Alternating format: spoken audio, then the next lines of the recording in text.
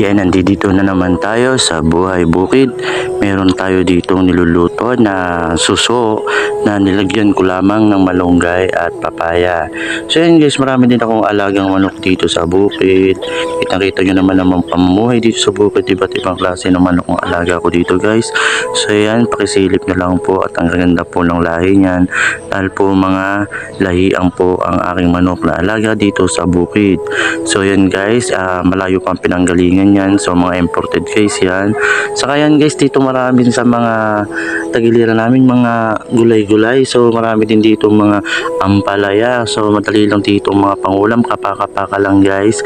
Meron ka nang maluluto na panlagang ampalaya at pwede mo rin din itong ipirito or pwede rin sapaw sa kanin. So maganda rin mamuhay dito sa bukid dahil yung unang-una guys, hindi mo na siya bibilhin tulad sa Maynila na halos kada kilos mo bilihin mo ang mga iluluto mo guys. So yan guys, kung bago pa lang kayo sa aking videos, paki-subscribe ng aking YouTube channel, Kabukid TV Official, at paki-like and share na rin and comment po. Maraming salamat po. Sana po mapanood nyo ang aking munting video.